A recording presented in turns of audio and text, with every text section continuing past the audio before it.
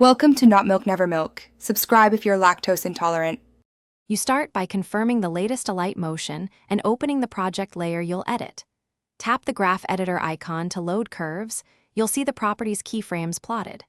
Once visible, use pinch and drag to zoom and pan so the curve fills the view. Make sure you enable interpolation handles on each keyframe. This gives you precise control. You are now ready to make the first adjustments to the curve shape for smooth motion.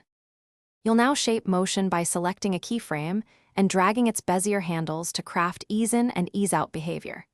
If you need precision, tap the keyframe and enter numeric values for value or time. This prevents guessing. Once done, add keyframes where motion changes using the plus button and remove unnecessary points with minus to keep the curve clean. Make sure to preview often so you see how curve changes affect timing, smoothing, or snappy transitions in real time.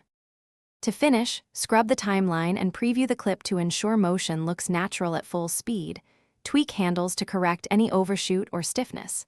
If the curve becomes messy, use snap or grid options for alignment or reset the keyframe to default and reapply a refined shape.